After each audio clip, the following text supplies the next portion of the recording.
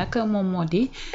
le général Assimi Goïta moom mi nga xamante ne nag moom moo daal di nekk ca bopp réew ma daal di nañuy formaliser ay mbiram mu daal di fay fas yéene toogaat yeneen juróomi at yoo xamante ne ni ñoom waa dëkk ba moom la ñu daal di dogal moom mi nga xamante ne dafa daal di jël li nga xamante ne ni moom moo di pouvoir avec les armes ñu ngi ñu daal di xamal daal di ne 5 ans supplémentaires ngir général Assimi Goïta mu daal di toogaat foofu nga xamante ni moo di ca bopp réew ma daal di nañu koy formaliser selon vous lu war la wala dañaa war a dem ay élections. Bon l'idéal mooy que effectivement def ay élections fal président de la république loolu effectivement mooy li ñëpp bëgg mais nag en fait chacun a ses réalités Mali dafa am réalité boo xamante ne dafa am léegi nag man dama jàpp ne un président moom en plus d'être légalement installé dafa war a am une certaine légitimité. Mali nag c'est pas la première fois ñu am président militaire. Donc Modibo Keïta militaire a ko fa jëlee moom lancé na compté suma juumul militaire a ko fa jëlee kii woo ko fa jëlee non Moussa Traoré du moins Moussa Traoré. Amadou Toumani Touré moo ko fa jëlee c'était un militaire n'est-ce pas moom nag bi mu jëlee pouvoir bi après dafa organiser des élections daal di quitter le pouvoir après Alpha Oumar Konaré ñëw au pouvoir bi mu fa jógee après IBK moom mu ñëwaat Amadou Toumani Touré coup d'état ko fa jëlee IBK ba mu ñëwee au pouvoir coup d'état moo ko fa jëlee ka remplacé IBK coup d'état moo ko fa jëlee Assimi Goïta mi da koo coup d'état donc ñu nekk ci benn situation sécuritaire bu très difficile léegi nag des fois du neex a wax mais parfois un pays a besoin de stabilité à la tête pour mën a régler certains problèmes par benn jour maa ngi koy rappeler ma ne gis nga tey dafa bari ñoo xamante ni tey ñi ngi wax junte bi di leen sànni xeer et cetera certes du lu gën moo tax le Sénégal war nañoo amal njukkal spécial à notre armée parce que à un certain moment réew mi da daan toll foo xamante ni boo defoon naa di nga tiit sax ne dina basculer mais dafa am effectivement une armée républicaine boo xamante ni serviruñu ay personnes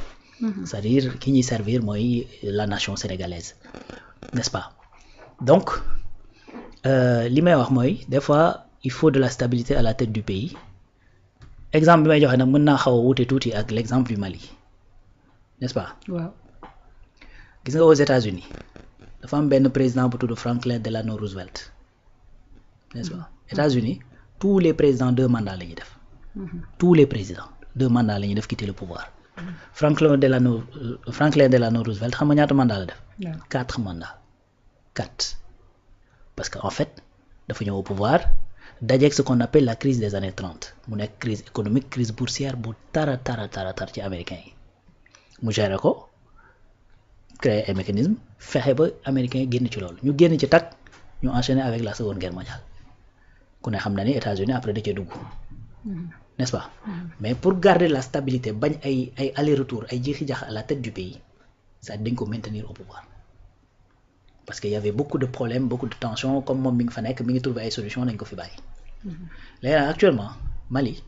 dañoo am benn défi sécuritaire bu métti te récemment ñi ngi yëg ne c'est-à-dire groupe bi nga xamante ne mooy Wagner dafa war a quitter le Mali bu quitté wul sax déjà parce que Russie ci boppam ñoom dañoo am ay jafe-jafe yeneen ñoom it dañoo mag Ukraine léegi nag situation yi bu amee c'est-à-dire c'est là fu ñuy waxee faillir bi nga xamante ne CEDEAO du ko faillir parce que man dama jàpp ne c'est-à-dire boo fekkee au sein de la CEDEAO dafa am benn dëkk boo xamante ne dafa am jafe-jafe yu mel nii c'est-à-dire li nga war a mën a def mooy xamalan taxawu ko encadrer ko ba mu génn ci jafe-jafe yi nga soog a nag trouver ay solution soog koy yedd xam nga comme ni ñuy wax rek sa xarit bu toojee da nga koy jàppale boo noppee nga yedd ko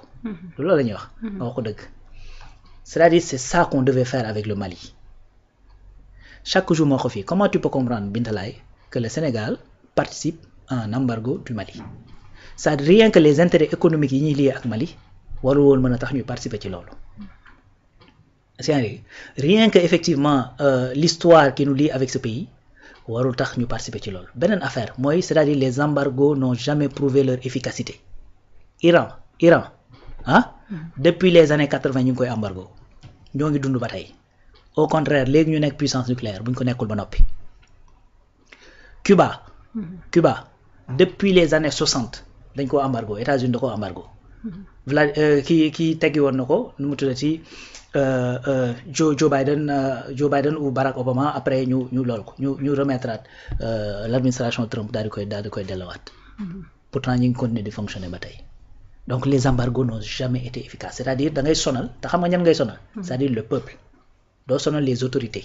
parce que ñoom dañu continuer di dund état bi moo leen di yor en charge mu néew mu bari mais c'est-à-dire c'est le peuple ngay dem di sonal loolu moo indi cette situation et que ñu dem a dem ba peuple bi nag recroquevillé wu ci seen nu ma koy tuddee seen dirigeant boobu nga xamante ne moo fa nekk. C'est aussi simple que ça.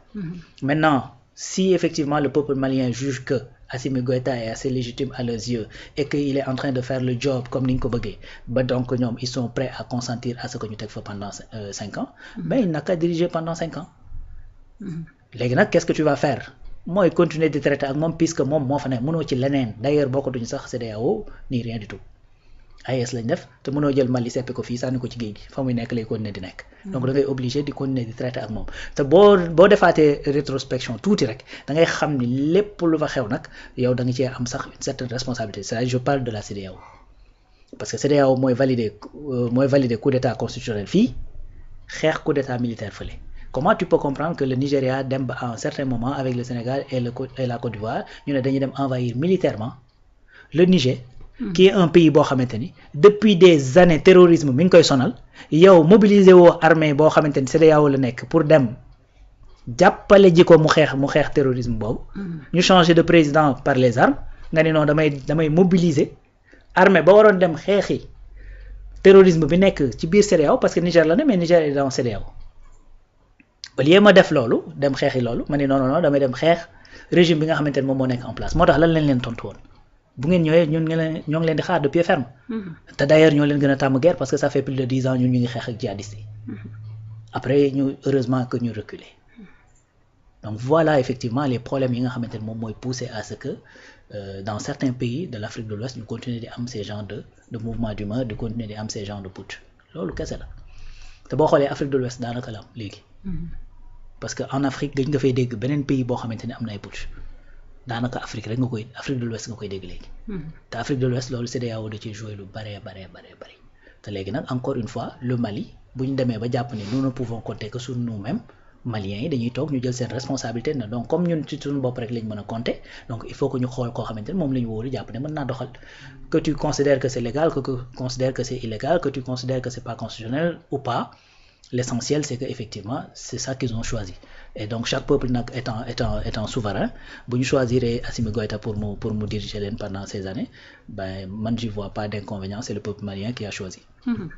non Alaaji Rawane juste vous rappeler que le président Bassirou Diomaye Diakhar Faye moom ñu ngi koy daal di xaar foofee ca diwaanuk New York mu daal di fay fas yéene amal ab ngan goo xamante ni le 17 ba le 19 juin ngir daal di waxtaanee jàmm goo xamante ni njortees nañ ni dañaa daal di bëgg mu dellu si ca diwaanuk Palestine